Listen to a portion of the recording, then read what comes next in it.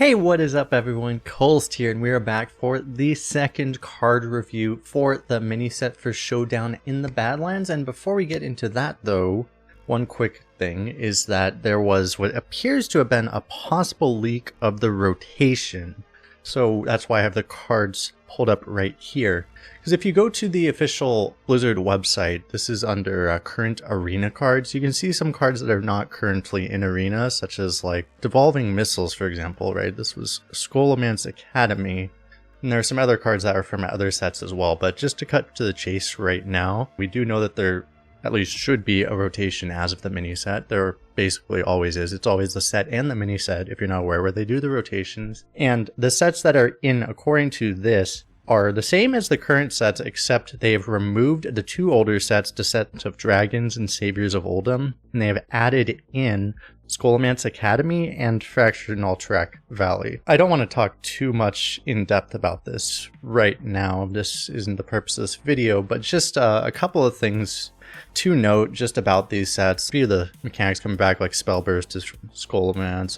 Oh yeah, it's Honorable Kill. That's why I don't remember, but that means like Night Captain, for example, is coming back. But one of the most critical things about this, first of all, one of the big changes, there are a lot of big win condition cards just in general in these sets, like Raid Boss and Nixia, for example, coming back. There's just a lot of big win conditions, a lot of class cards as well.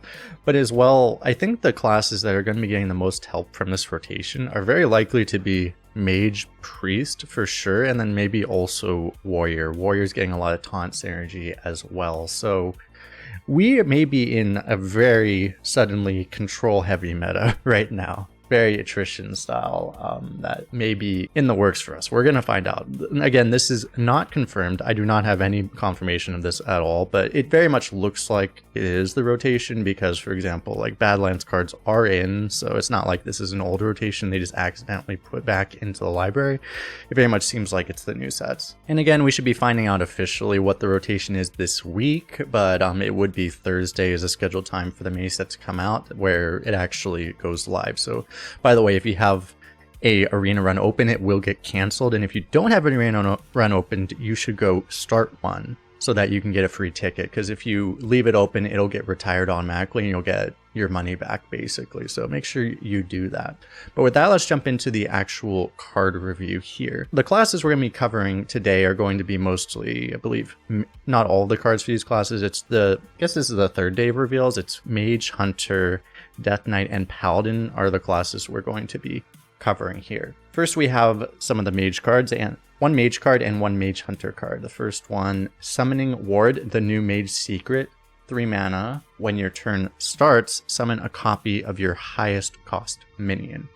So I believe they have officially confirmed this as well. If you're wondering, if you don't have a minion, this just doesn't go off. You don't have to worry about it getting completely wasted. It can get wasted if someone leaves a 1/1 on your board, but you're not going to have it just not do anything. Similar to like how the Paladin one would buff your board, it also just didn't go off in that case. This is a very interesting one because this is one that you very much would want to specifically set up, and it's going to be kind of obvious potentially when you do it, but like, you know, this is something where you just want to like play removal, a little bit of removal or draw or something, and then play the Secret on turn 6, and then turn 7 you play a containment unit or something like that, right? Something you really want to copy. And if you're telegraphing it like that, your opponent might realize, oh, I actually need to kill that containment unit or else there's going to be 2 of them suddenly, right? It sucks as well that the copy, I mean, unless it's like a rush minion, is going to have summoning sickness still, so it's not going to be able to attack. So that makes it like very slow and delayed. That's just something to keep in mind. So I think because of all of that, like this is going to be a card that has a lot of potential, obviously, but it's just going to be slow and very difficult to use. So I think that's going to limit it quite a lot. Because if at any point, if you spend the 3 mana on this, you're behind, your opponent's going to be very good at possible. They'll be able to just figure out that this is what's going on and deny it from you. They can also leave up a 1 health minion theoretically and trigger it for you. You try to play a big thing and they just leave up a 1 health, and then yeah, like there's a lot of problems with it, I think. So I think that's really going to limit it. It's going to make it a pretty risky card to drop. Next up, we have Mantle Shaper, a 5 mana 5/5 elemental Naga. Costs 1 less for each spell you've cast while holding this. So the fact that it's while holding this does limit it a lot. It's in Mage and Hunter. So in Mage, you would expect to be able to cast a lot of spells still pretty easily, but in Hunter, that can happen, but there are definitely Hunter decks that do not have a lot of spells also. In Mage, this is probably just a really good card. It also has Elemental Synergy. I think Hunter may have like a slight amount of Naga Synergy. Probably not in rotation right now, so there's probably basically no synergy for Hunter currently. So I would think like in Mage, this is a really good card, and in Hunter, it's like kind of more like it depends on your deck pick. Next up here, we have another Mage Hunter dual class card, and that is Elemental Companion. 3-mana spell, summon a random Elemental Companion, and yep, this is very much a callback to Animal Companion, of course, and they have very similar modes, at least they're kind of themed similarly, but the effects are different. The Misha equivalent, Misho, is a 3-mana 4/4 like Misha was, but it's instead of taunt, it cannot be targeted by spells or hero powers. Obviously, it's going to depend on the situation. Sometimes that's better than taunt, sometimes it's worse, right? It just very much depends. Next up is Hifar, the version of Huffer, which is your spells cost 1 less. That can be very good sometimes, but if you're playing on curve, that often won't work unless you have 1-mana spells you can cast. Like, that thing's just gonna die. So on curve, that seems really bad, but later on, obviously, it could help you get a lot of mana cheap, but that's probably not the one you want. It seems like the one you're gonna want a lot of the time, unless you're playing on curve. On curve, you probably want Misho, but later on, the one you're gonna be looking for is the Leok equivalent. Pretty ironic, it's kind of the opposite. It's what it normally was, but yeah, this one is a 3-mana 2/4 with spell damage +2. Kind of like similarly how it was going for Huffer, and Huffer would sometimes give you lethal. In this case, it's the Leok one, which is going to be the one where, yeah, sometimes it's going to be the spell damage that you need for lethal, and either you hit the 1 and 3 or you don't. So overall, I mean, this fits a lot of aspects of being a good card because it's a potential curve drop, which can be good on curve, and it can also be very useful later in the game as well. I think what limits it though is that, I mean, Misho is really good on curve, but the other ones probably are not, unless you get Leok to stick and then, you know, or Luek to stick and then other stuff. But otherwise it's going to be a little weak on curve if you get not the Misho. Later on, if you don't get the Luek, it's also just not that good. So I think overall it's like a fine card, like you can draft it, but it's definitely not premium by any means. I think it's just like a thing that'll be reasonable to draft that you won't hate having. Next up, we have the Hunter cards with a Death Knight dual class card. The first one we have here for the Hunter is Shimmer Shot, 1-mana arcane spell, deal 1 damage, summon a random minion of that cost. If that rotation is accurate, there's still not going to be the arcane synergy, but this also works with spell damage synergy, so that'll be relevant, obviously. But this is just like a very strong, it's a very good card. The one thing is that if you play this on 1, you're not really getting the full value out of it, so it's not really a great 1-drop. It can be if you hit Flame Imp, but like, you know, it's not a super reliable 1-drop specifically, but it does a lot, even at its base form. Being a ping and getting a 1-drop, it's more than you're supposed to get, right? It's an upgraded Elven Archer almost always. Sometimes it is an Elven Archer, but usually it's going to be better, obviously. So that just makes it very solid and already good, and the upside that if you upgrade it with spell damage, it gets really unfair really quickly, such as if you have that Luek, for example, right? Then it gets really, really good really fast. So I think that makes it overall just a very solid card that you're going to draft a lot. Next up, we actually have 2 Hunter Death Knight cards. First one, Mismatched Fossils, 3 mana, discover a beast and an undead, swap their stats. What's going to be unfortunate specifically in Hunter, I believe, is that your undead pool will not be very good. I'm not sure if I'm forgetting, like, is there anything like really crazy in Hunter? I don't really want to check right now, but like, I can't like think of anything. I'm sure there's like 1 or 2 or something, but like, you're probably just getting mostly neutrals as far as that in Hunter specifically.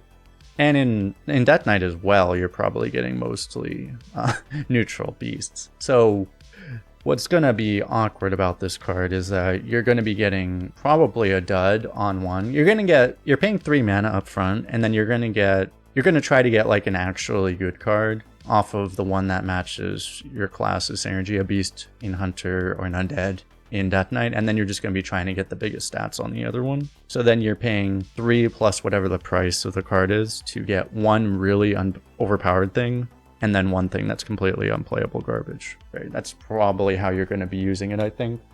You could also use it to try to get like 2 things that are remotely playable, but I think you would actually just try to get one really OP thing with this, honestly. Similar efficiency, it's flexible, it allows you to make interesting decisions, so I like the design of the card in that aspect. But yeah, I think it's going to be overall, it'll be alright. It just seems like it will be slow and a little bit risky because of all that. It's kind of complicated, and the upside is not like super clear what you're going to be using that for exactly. There's a lot of things that would be like bad that you would actually swap the stats. You might not want to always, like it's kind of, it could be very awkward, I think. So overall, I think it's probably not that great, but it's probably pickable. It's more like a value card somewhat, so it's a little, I'm sure there will be like certain broken combinations, just certain things with really big stats, but it's probably not going to be super reliable for that. With that, next up is Obsidian Revenant, 6 mana, 4/6 elemental with taunt, and Death Rattle. Summon 2 random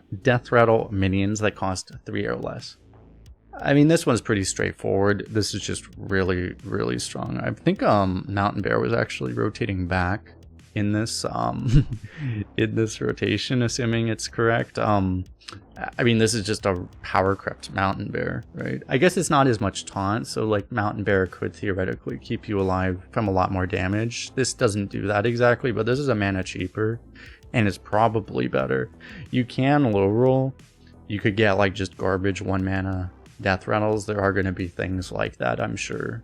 So it is possible you get unlucky, but like it's also very possible there's a lot of good Death Rattles you can get that are just like really good, right? You could hit eggs, which you might need activation, might not have the activation.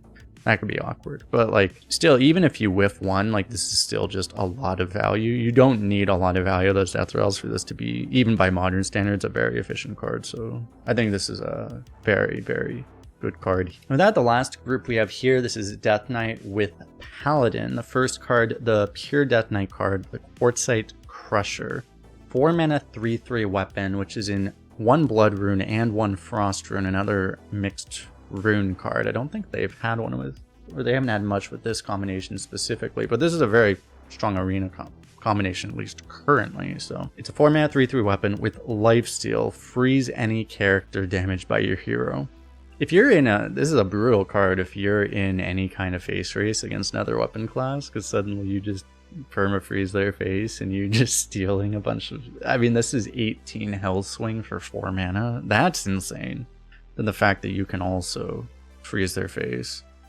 In a Death Nightmare, for example, right, they have the Lifesteal weapon, you're just like, sorry, nope, not anymore, you don't. That could be very relevant potentially. But as well, if you're hitting minions with weapons, you generally want to be killing them, so I can't imagine that's going to be that relevant. It does have a lifesteal. The big problem is you can't just be smacking big things with your face, because you're going to die, right? You freeze, but that's cool, but like you would still just die because you're taking the damage that you would have taken anyway. But this has a lifesteal to offset it, so there are going to be times like you might freeze a containment unit, for example, just so that they can't trade it, right, just for 1 turn, for example. That's going to add some value.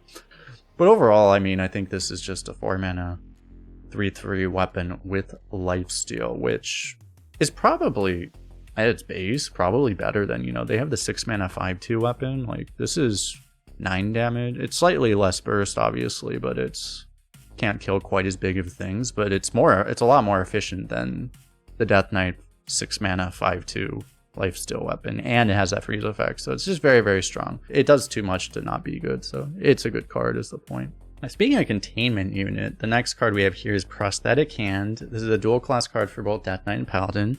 3 mana 3/1 magnetic and reborn, can magnetize to max 4 undead. At its default, it's a 3 mana 3/1 with reborn, which is like a Scarlet Crusader, which by modern standards is pretty garbage. Not completely unplayable, but like, you know, it's not very good. You really would want to actually have something in mind for this. The fact that it has magnetic just gains a little bit of value, and yeah, it's good. I don't know how much that matters in Paladin that it can hit undeads. It definitely matters in Death Knight, obviously. Death Knight's gonna be a lot better because of all the undeads you just happen to have. You can use it on your hero power even, for example. That's gonna be very good. in certain situations. So it's probably very good in Death Knight for that reason. In Paladin, I think it's going to be a lot tougher because you really would want to have like a containment unit or just something else that you really have in mind that you'd think, hey, this is a good hit for it. Otherwise, it's probably just not going to be really worth it. So I think it's a very good card in Death Knight, but probably not a great consistent card in Paladin. You'll want to think about what's in your deck if you have something, but you're just not going to want to take it all the time. And next up, we have Mining Casualties. This is actually the last one for this review. 2 mana spell, again in both Death Knight and Paladin. Summon 2 1/1 Silverhand recruits with Death Rattle. Summon a 1/1 Frail Ghoul. So if you are wondering, I mean, Frail Ghoul does show specifically here, it's at the end of your turn. Like if your opponent clears off these Silverhand recruits, the Frail Ghouls don't just like automatically die until you have a chance to attack with them. So it's not like they can clear it all in one swipe with that.